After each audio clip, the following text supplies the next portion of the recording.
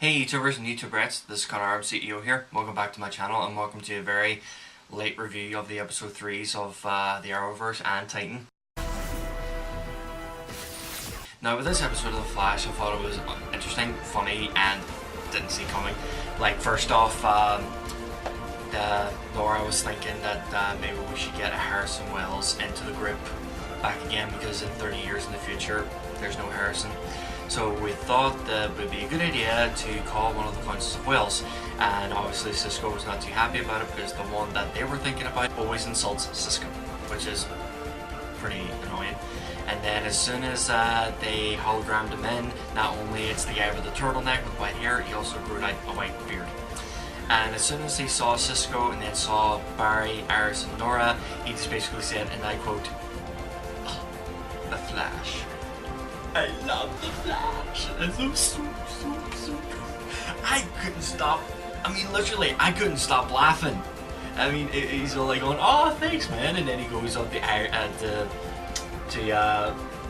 Nora and tell her how brilliant she is, and then as soon as she gets to Iris, and all he says was, and I quote, "Classic beauty." And he's like, "Oh my god, stop!" He's like, no, this is just a ruse, do not listen to him. It's like, oh, it's like a knife in the back of this Cisco. And I was like, oh, come on man, you're being rude.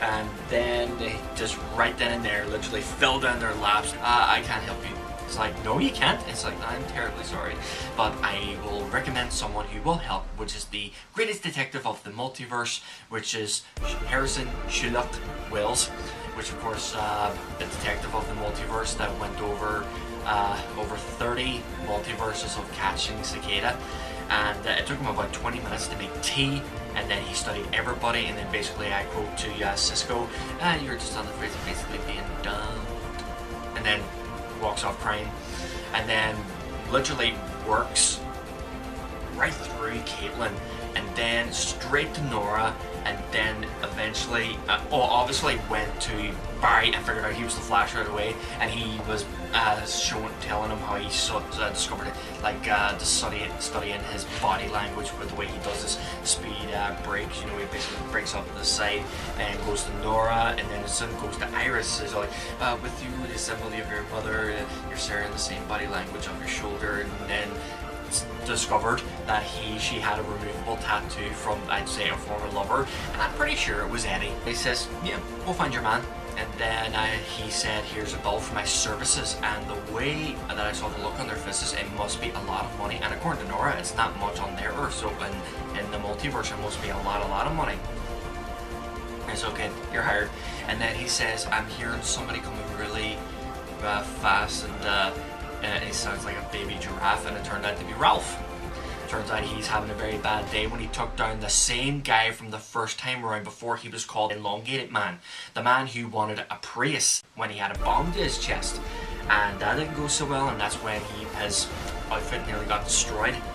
And he's back again, but that looks like he had a very nasty sunburn, and now he was robbing a store, and then he shaped himself into a pear, which was unbelievably ridiculous, and he forgot to inflate himself, and he looked like an elongated pear.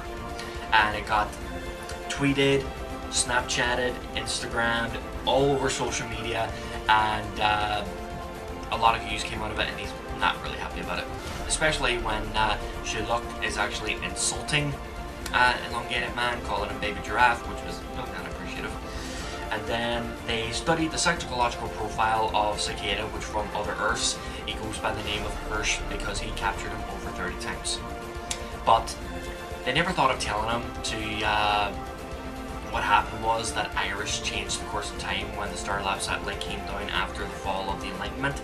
And also around that, I've been discovering a little bit of XS's powers. Not only that she's fast and she's learning to phase through things, especially when she phased along with Flash and Kid Flash to phase the plane so it won't crash into things, which was a very clever idea. Not only that she can do that, she can actually, I like to say, rewind the present instead of going back into the past like Barry has done several times. So she can catch up and help Barry throw his Superman punch along, but the two of them combined with her speed force and his speed force, which caused a time change. So technically she created her Flashpoint, and Cicada is Savitar, the viewers obviously knew that. Even I knew that. It's like, dude, that's not your guy. We all know who Cicada is.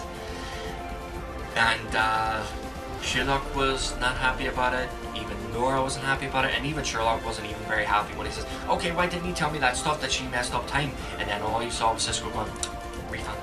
But it turns out he spent it on alimony. Plural. He has many wives. I had a theory. What's really Cicada doing involving that dagger, which of course is forged into a lightning bolt, and from the top of my head, something happened that day on the Enlightenment when it fell, when it backfired, and Nora and Barry destroyed it. It crashed into many places. He got stabbed because I actually saw the open wound that's not healing, and you see his daughter laying on the bed. They got caught in the crossfire, and he found out how meta-powered it is. He decided to use that dagger to use as a dampener, and then take the life force away from the metahumans so he can either heal himself or wake her up from a coma, because it looks like she's completely comatose. So that's my theory towards that character, why he's doing this. Not only that he wants them all to die, he wants revenge, and he wants to bring his daughter back before he even dies. So that's the way I think it.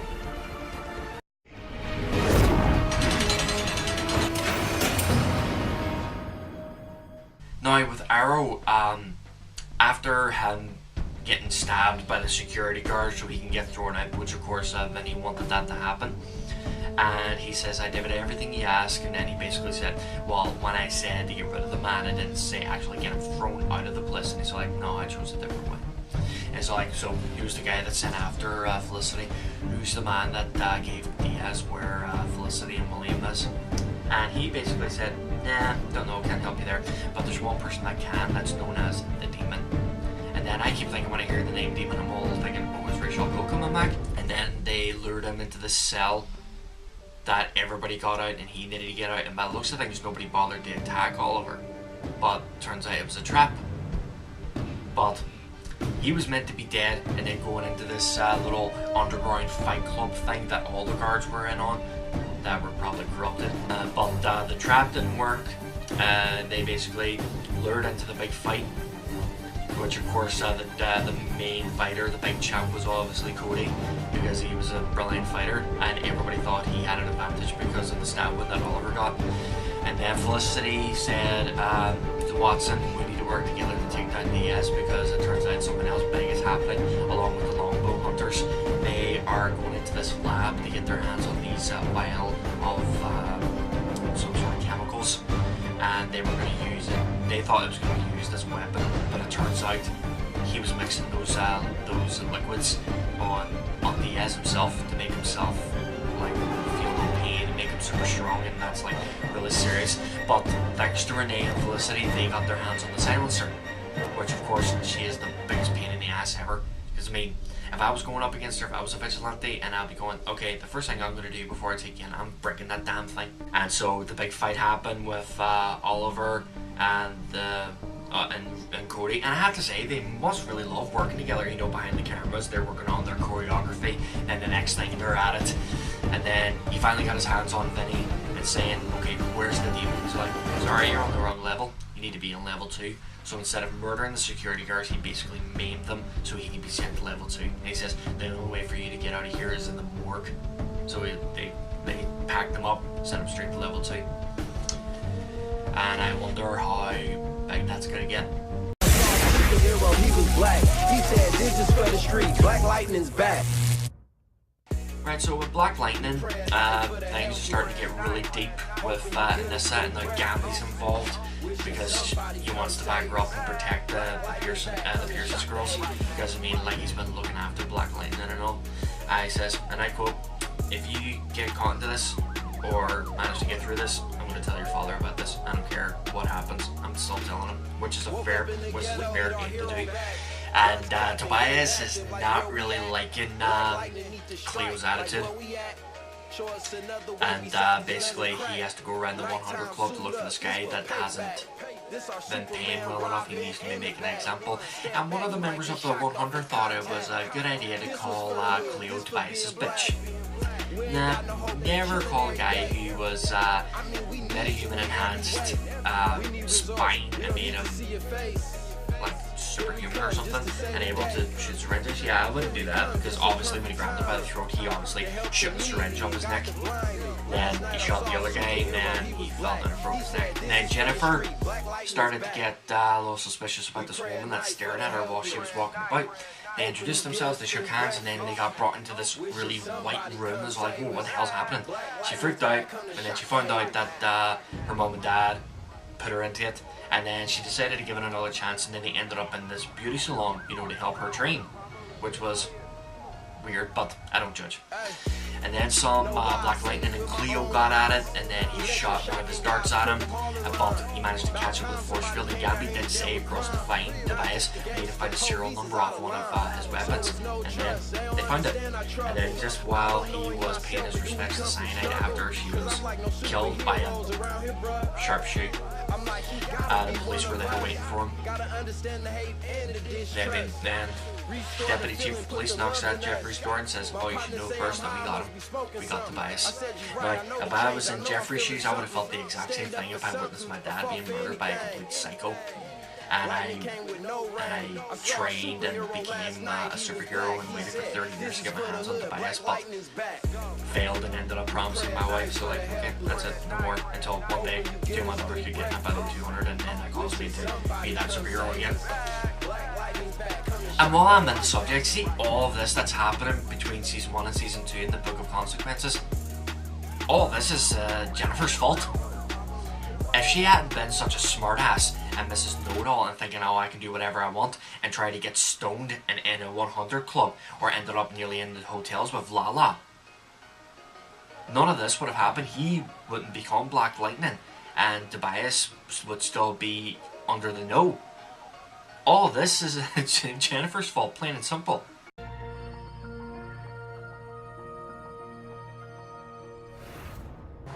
Seeing the Agent of Liberty's backstory was very interesting, and obviously I knew who the actor was. He played Davis Bloom, the EMT paramedic of Smallville season 8, and he was also Doomsday.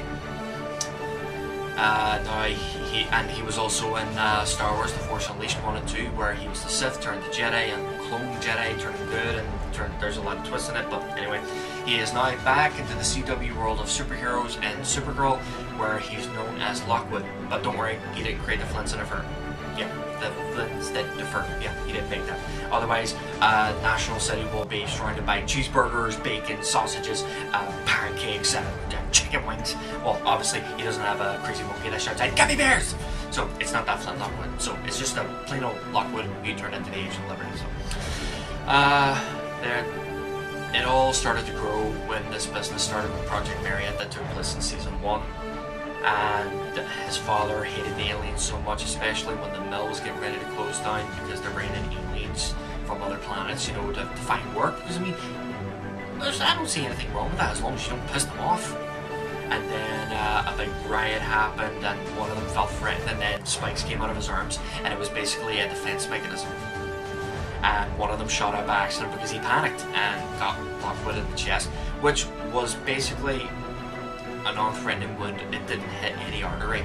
And then Supergirl and the DEO came down, and then it started to get worse when the Daxamite invasion happened, that their home got destroyed, and a bloody stupid bike. All that kid was complaining about was his bike that you can easily replace.